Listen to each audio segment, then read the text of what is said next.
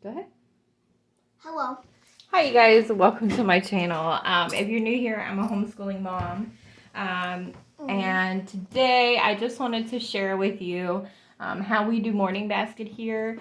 I'm going to do my best to just film through this morning basket with you with no cuts or edits if I can. Full disclosure, it is not the morning. It is about 1:30 in the afternoon. That's just part of keeping it real with you. We're getting started super late today, but that's the beauty of homeschool. My 6-year-old Jimmy is here with me now, and we're gonna get started. I'm gonna do my best to not remind you, but to share where I got all of the different things that we're using as we use them. And also, if you can't hear, Jimmy is having a snack over here, so that's all the crunching noises. If you don't like hearing people snack, then this probably won't be the video for you. So we're going to go ahead and get started. Do you want to start with the grammar and art or with the geography? Geography. All right. So these are our geography cards. These are from the Good and the Beautifuls. She's white. Yeah, these are from the Good and the Beautiful levels. I think like 4 through 7 is where these come from. But I picked these up from a fellow homeschool mom, and we are just working our way through. We started with the oceans, and now we're working our way through the states. So, you ready to go? Yes. All right. What's this one? That's literally is the Pacific. I've answered those a lot more times than you think. Okay. What's that one? Huh. Atlantic. Then the Indian. Now the Arctic. Okay. Try not to bang on the table, okay, bud? We got him hooked up to the table. All right. What state is that? That is Kansas, I think. No, I don't think so. This is one of the new ones. Oh, you're right. Kansas is an old one. Okay. Do you want to flip it over and see? Yep. Okay. New Mexico. New Mexico. I couldn't guess that right. All right. I think the next 3 are the new ones for the week. Let me know if you want me to flip it. Flip it? I'll Utah. tap it. I'll tap it if I want you to flip it. Okay. This one's Utah. But why is there a white space in the middle of it? I think that's a big lake. No. Maybe that's... You know what? I'm not sure. I'll have to look that up. It could be that isn't technically... Maybe it's stuff that connects the underwater to the ocean. I'm not sure. Florida's got one of those spots too. I think it's water, but I can look it up and see. I'm not sure. That's a good question. All right. Look, right there's gold. Yeah. It's on all the maps. Same with Florida. But I'm guessing since I know this is Lake Michigan, maybe these are big bodies of water here. Some in California. All right. Do you know this one? Kansas, I think. No. That's New Mexico. That one's New Mexico. Right there. Colorado. I said that was New Mexico. Yeah. Which one? Flip it. Arizona. I can't guess that one right. I already know Arizona. Okay. All right. What's this one? Even before you taught me it. Okay. And that's North Carolina. North Carolina. What's this one?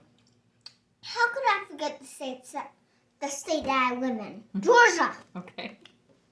What's this one? Virginia. Very good.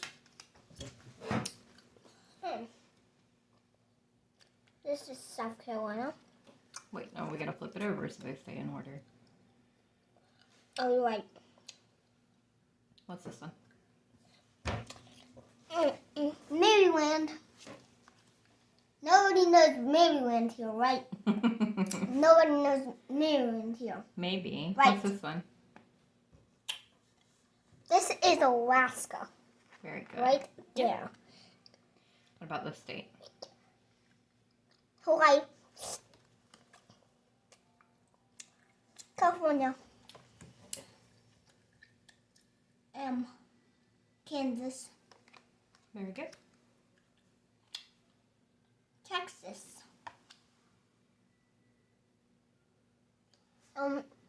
Oklahoma. I'm sorry. It's hard to chew with the gum in my mouth. It's okay. What's this one?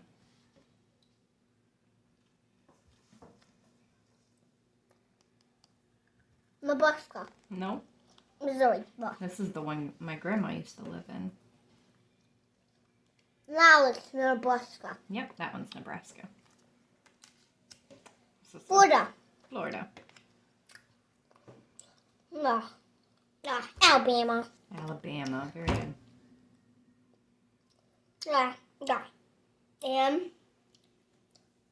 we're getting close to the end of geography right here. Mm-hmm. What state is this? Let me answer after.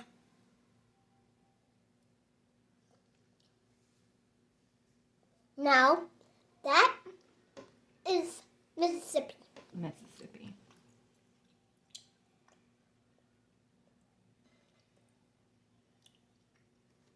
And that is Arkansas.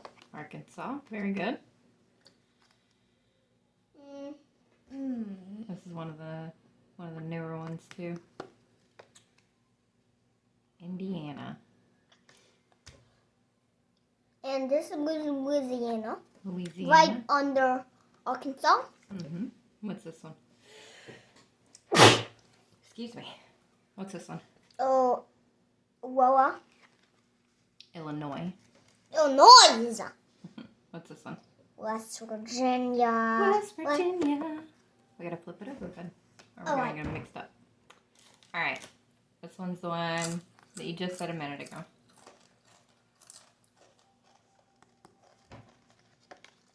Iowa. Iowa. Yeah. Alright. That is Tennessee. Tennessee. This is the last state, Kentucky. Kentucky. Very good. The two last states are Tennessee and Kentucky. We're about to get the grammar. Lion King.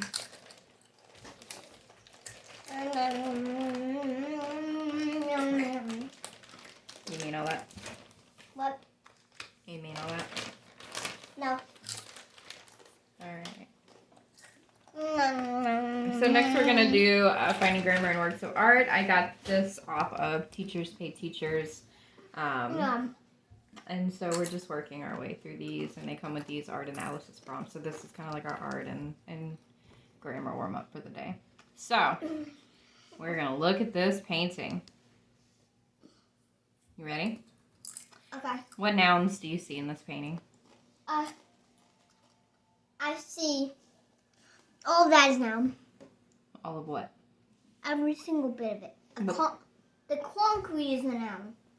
Everything around you is a noun. Everything.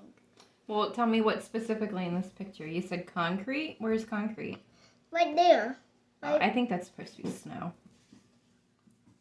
Okay, but let's skip nouns this time. Okay, no, we're not skipping nouns. Show me a noun. This is a house. These are all people. Mm-hmm. That's snow. All these houses. Cloud. Sky. Very good. What adjectives would you use to describe those nouns? Let's talk about the house specifically. What adjectives would you use to describe that house? Well, the house doesn't have any people. So it looks like it's going to break. Okay, but adjectives as in like, is it big? What color is it? Okay. That color is yellow. And adjectives can be color, big, size, anything like that. Okay. What about the clouds? How would you describe these clouds? Well, the clouds will be described that they're black and gray and white because it's hay and storm. It's a hay snowstorm. Okay. What verbs do you see happening? What are the people doing? Running. Yeah. Running. I think that they're actually ice skating. I think that's supposed to be like a frozen lake. And what adverbs would you use to describe how they're running or skating? Are they doing it swiftly or slowly? Slowly. Are they doing it lazily or excitedly? What do you think?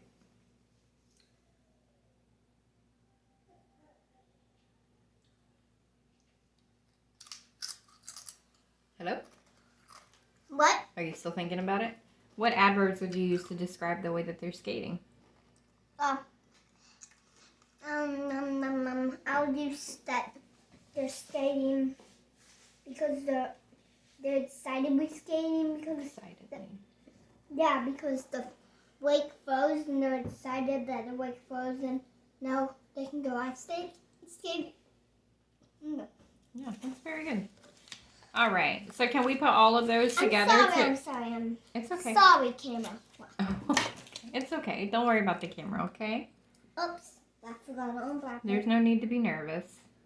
So can we put all of those together to make a sentence? Okay. The bird. Like say just like one sentence about this painting that you can see happening in the painting. You kind of just did. What? Where you said they saw that the lake froze, so they were excitedly skating. Yeah. Yeah. That's actually what the sentence was about to be. Okay. So. All right, so I'm going to read you a little bit about this painting, okay? You ready? I'm ready, but I'm paying attention. Okay. Well, ice skating in the Netherlands emerged when people began strapping animal bones to their shoes as a quick way to move around frozen rivers and canals. Ooh, could you imagine doing that? Yeah. No, you couldn't. You couldn't? I never have, actually. But Me neither. I've never put bones on my shoes either. But it doesn't ever snow here, does it? What? Yeah, because you would never be able to, huh? Actually, you would be able to, but you didn't. Okay. This eventually evolved into the skates that had sharpened metal blades. Besides skating, how else are the people who slowed and enjoying their time in the frozen canal? Do you see anything else happening? Walking.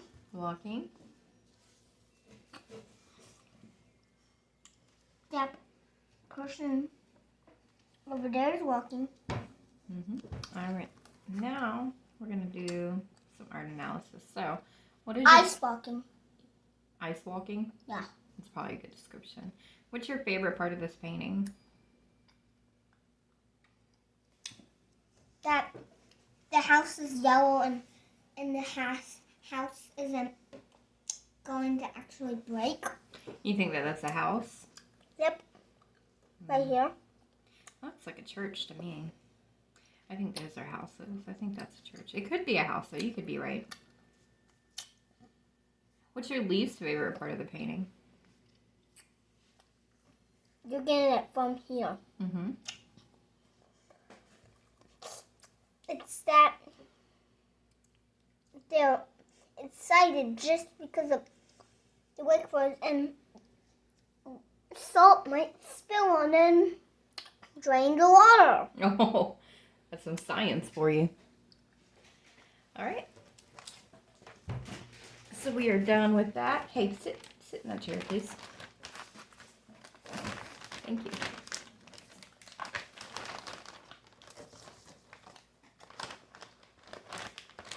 All right. I'll go back in the shower. What are we going to do next? All right. I think you know what we're going to do next. Oh, wait. Science for little hearts and hands. And we are on ladybugs. Are you excited to learn about ladybugs today? This is from The Good and the Beautiful. I have a flip through of this somewhere on my channel if anyone is interested in that. All right.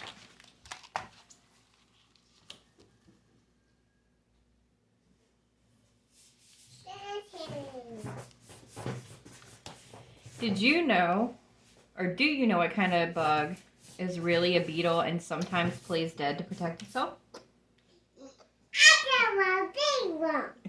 Yeah?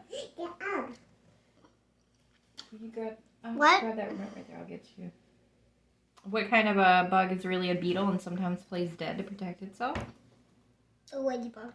Yeah, that's pretty self-explanatory, huh? It is small and is often red with black spots and has hidden wings. It's a ladybug. How would you describe a ladybug?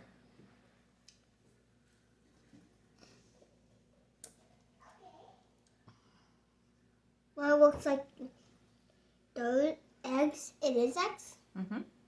Then when it looks like a larva, it looks like a... Well, you found a ladybug before, haven't you? Yeah. What did it look like? It looked like that. That kind. Yep. Well, they actually come... adult. Yep, it was an adult. And they come in all kinds of bright colors and have different patterns like spots, stripes, and squiggly lines. Let's learn more about these special beetles in today's lesson. And while you watch this, I'm going to go help your sister get situated. I'm sorry. My mother's going to get my sister It's okay. situated. All right. I don't think we have our stand in here, do we? Where's the phone stand? I'm sorry. I'm going to go get the phone stand. Okay.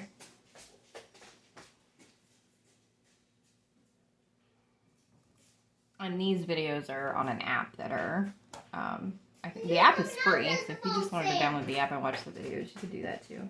You got it. Where's the phone stand at, son? It's okay. Look. Stand it right there. Okay, well, I'll just play it. I can barely see it. Okay, all right, calm down. I'm sorry, you might not be able to see the video, but you will be able. Can you spot the ladybug? Crawling on the leaf. Ladybugs are a type of insect called Okay, you're gonna go help sister. That's why they are sometimes called ladybug beetles. Ladybugs are one of the world's most recognizable beetles. A ladybug has many different parts. These are the antennas.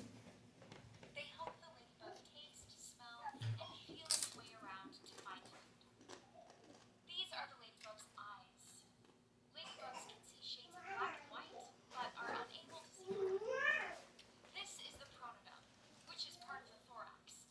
It protects the ladybug's head and helps the insect to tuck its head into its body like a turtle. The thorax is the part of the body where the ladybug's wings and legs attach.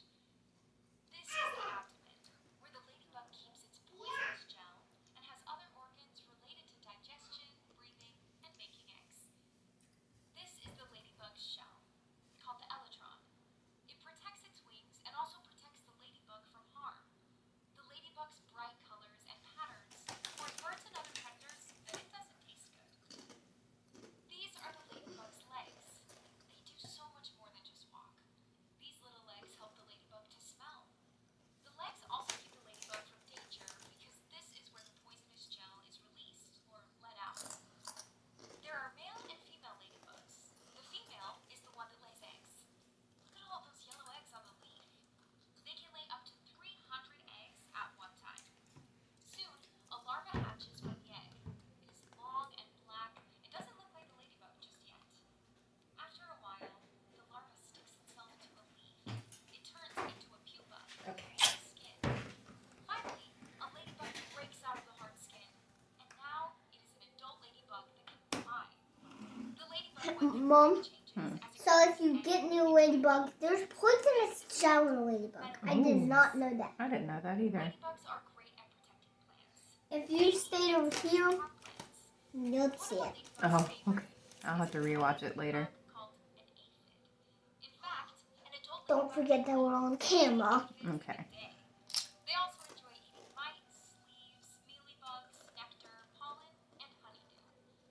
When the weather turns cold, they look for a safe place to hibernate until winter is over. Their favorite places to hide are within logs, under rocks, or even inside houses. Ladybugs come in many different colors, such as yellow, Yeah. brown, blue, The house is gray, one red, and white. of the Some have favorite spots, stripes, places squiggles. to hide. Others do Mhm. not have a pattern at all. Ladybugs that have red bodies with black spots are the ones most often seen in North America. Next time you're outside, see if you can spot a ladybug with a different color or pattern. All right. Ladybugs are hard to recognize and spot. Do you have a nickname? That's my nickname is Slim Jim. What is it? Whoa. You good? I said Slim Jim. No, I'm not talking about you. Your sister came in, tripped over that thing. What is another name for a ladybug? A beetle. A ladybird beetle. So in James and the Giant Peach, how I kept calling her a ladybird, even though she's a ladybug. That's the nickname, the ladybird beetle. How do ladybugs protect our plants? They make its source grow.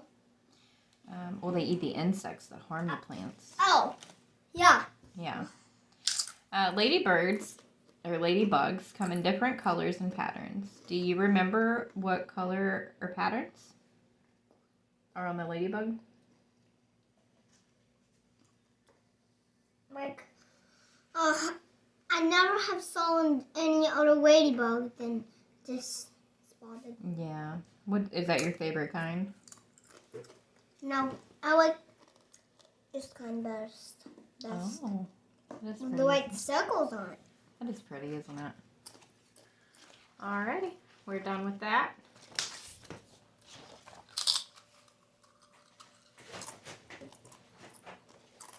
Next, we're going to move on to social studies. This is a textbook that I got again from a local mom, so I'm not sure where you buy it from, but this is a second grade social studies workbook, specifically on Georgia, so which is the state that we live in. And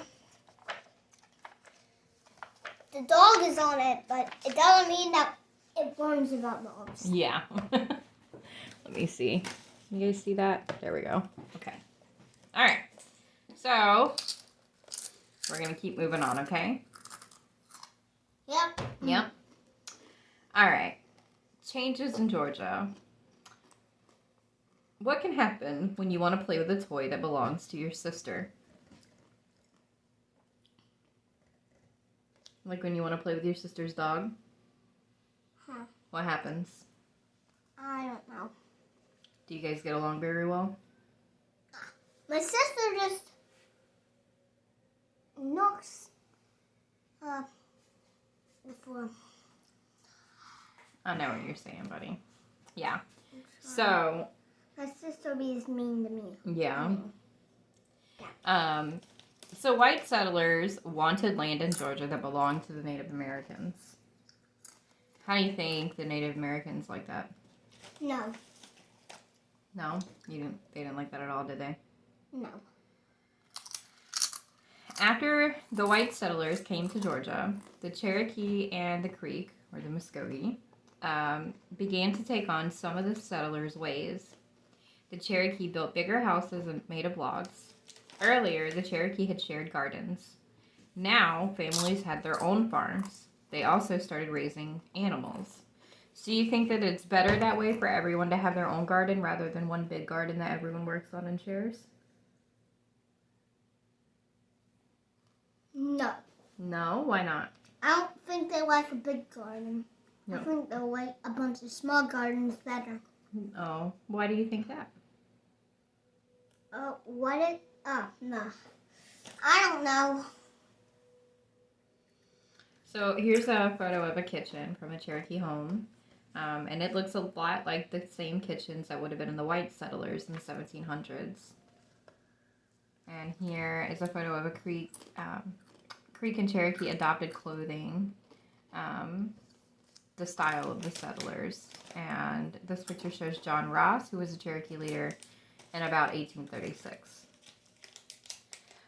Some Creek or Muskogee also built log homes. Others kept the same style of home, but built chimneys instead of leaving smoke holes. They began to use plows to farm. Like the Cherokee, they raised animals, and people in both groups began wearing clothing like the settlers wore. The Cherokee made rules and laws to keep order as the settlers had done. Do you think that they had no rules or laws before the white settlers came? No. No, they probably had rules and laws before that, right? Yeah. Yeah. All right, so the Creek lose their land. So this is the Muskogee people, all right? And who was Muskogee? The Creek. Right, but who do we know that is Muskogee? Or Creek? Our Creek. You, right? Yeah. Your dad and your dad's dad and your dad's dad, I know. right? Okay. Right. As time passed, many more settlers came to Georgia. The Creek had given up more and more of their lands. Some people went to Florida or Alabama. Others moved to the Indian Territory, which is now in Oklahoma. So, who was in Oklahoma? Grandma Jenkins. Yeah, so why do you think some of our family is here and some of our family is here? Because they moved there. Right. Do you think that they wanted to move here? No. No. Who made them move there? Settlers. The settlers. That's right. All right. In 1830s, trouble broke out among Muskogee groups in Georgia. The United States troops were called in and a war began. When it was over, the Muskogee had lost all of their lands and they were forced to move to the Indian Territory. And many became sick or died in the long, hard trip. So, your great-grandparents survived that journey all the way to the Indian Territory and eventually came back. One day, gold was found on the Cherokee land. Miners came to get the gold, and more settlers came too to take the Cherokee land. What? That's... You're talking about that show. Like Pocahontas? Yeah. So Pocahontas... And they were digging up Virginia. Yeah, Pocahontas happened... What? We're frozen. You're frozen. Please. Oh, Dada. Dada. That's laughing. There you go. You had to take that in there, though, okay? All right. So Pocahontas happened in Jamestown in Virginia, right? Yeah. The Cherokee were here in Georgia, so this is a different group of Native Americans. But yes, it was the same gold. They were looking for gold, and they found some on the Cherokee land, which was more up here, like where Aunt Mandy is. Remember, we went to the gold mine at Aunt Mandy's. Yeah. I think that's where they found the gold and Yeah. they So, decided to give it up and they really did what were keeping it away. So up here, like where Aunt Mandy's is, in the north of Georgia, where the mountains are, this was the Cherokee land. The Muskogee land was down here, more towards the rivers. Okay?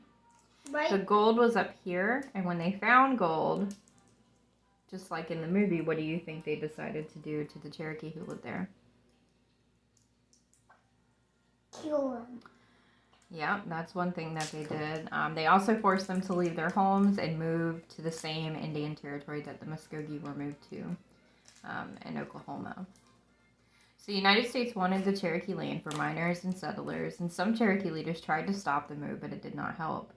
Thousands had to leave their homes, and like the Creek on their journey, many Cherokee became sick and many others died. This 800-mile trip is known as the Trail of Tears. The Cherokee built new settlements in Oklahoma. Hey, Mom, Hmm. I want to tell you. What? Were you alive at that time? I was not alive at that time. But so my great grandma was, right? I think it would probably be 1838. It would probably be the first Jimmy, so your great grandpa. It would probably be his great grandpa that made that journey. And they were there until your great grandpa, when he, and then your grandma came back here. Why did my great grandpa stay here? Well, because they had to. They didn't have a choice. Why didn't they just go with his wife? Oh, are you talking about the first Jimmy? Well, he died there. That's why he didn't come. But Grandma Jenkins came here. He died before he got there? Oh, he died while he was there. And then Grandma Jenkins came back here. And that's where your grandpa and your dad and you were born. But that's why a lot of our family is still there in Oklahoma. And we have to go there if we want to see them. Yeah. But I'll tell you that. If the settlements didn't actually force them to go to Oklahoma, then none of it would happen. Yeah, exactly. How different do you think it would be today if the Muskogee and the Cherokee were allowed to keep their land? It'll be like creeks everywhere and Muskogee everywhere. Yeah. You think we'll see that one day? No. No, probably not. If we don't go to Oklahoma, we won't. Yeah. So some Cherokee hid in the mountains and did not go west. They were the ancestors of the Cherokee who live in Georgia today. Do you know any Cherokee who live in Georgia today? No. Me and my dad, that's right. So And I am Cherokee and Muskogee. yeah. So Don't forget we're on camera. yeah, I kind of forgot a little bit. So if you think about it, so my great-grandparents lived here and they hid in the mountains and then eventually moved down here. Your dad's family was forced to move to the territory and eventually moved back here. And now we're both back here, where we started. An ancestor is someone in a family who lived in the past. Most Cherokee today live in Oklahoma. They speak English and they live in modern homes, just like us, right? They buy their food and clothes in stores, but some still follow the old ways, and the Cherokee today keeps some of the old ways alive. So, a lot of the Cherokee on the reservation really try to preserve the way of life that was almost erased by the settlers.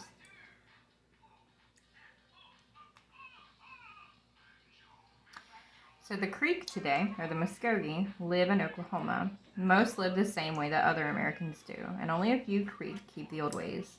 They speak the Creek language and they celebrate the Green Corn Festival. Hardly any Creek stayed in Georgia, and almost all the Creek in Georgia today live in cities or towns and work in many different jobs. So this is the building. Do you remember how I was, I don't know if you remember when I was talking to your aunt about getting your citizenship? This is the building that I have to go to do that in Oklahoma. Would you like to go to Oklahoma one day? Yes, I love to. When? Any day. Any day? Well, I think that we're due for a trip to Oklahoma, and I think that would be super cool. What do you think? Yeah. All right. All right, last thing is our poem. No, the school binder's in the morning basket too. Right, but I'm going to cut it off after we're done with all of the stuff that's not in the school binder. And today is the last day of January. Whoa, I dropped my drink. Boo! Yeah, there we go. All right, so Boo! do you want to read this poem or do you want me to read it? I want to read it. All right, read it to me. Late wives, still wondering. Son of bed. Blinks but an hour or two. And then a blood red orange sets again. Before the stars have left the skies. At morning in the dark I rise and shiver in my nakedness. By the cold candle, buff and dress. Close by the jolly fire I sit, or with a reindeer-sized floor. Cover countries round the door. When to go out my nurse doth wrap me doth wrap me in my comforter and cap. The cold wind burns my face and blows its frosty pepper up my nose. Black are my steps on silver stud. Thick blows my frosty breath aboard and tree, in house, and hill and lake are frosted like a wedding cake. All right, how many stanzas are in that poem? 1, 2, 3, 4, 5, 5. 6. Nope, just 5. You had it right. That's just the author. Oh, that's the offer. I'm sorry, I'm wrong. It's okay. All right, I'm going to read it one more time, and then we're done for the day, okay? We're done with our morning basket anyway. You ready? Done. Late lies the wintry sun abed, a frosty, fiery, sleepy head. Blinks but an hour or two, and then a blood-red orange sets again. Before the stars have left the sky, at morning in the dark I rise, and shivering in my nakedness, by the cold candle bathe and dress. Close by the jolly fire I sit, to warm my frozen bones a bit, or with a reindeer sled explore the colder countries round the door. When to go out, my nurse doth wrap me in my comforter and cap. The cold wind burns my face and blows its frosty pepper up my nose. Black are my steps on silver sod, thick blows my frosty breath abroad. And tree and house and hill and lake are frosted like a wedding cake. There we go. There's our poem. Bye. No, okay. All right. Well, that concludes our morning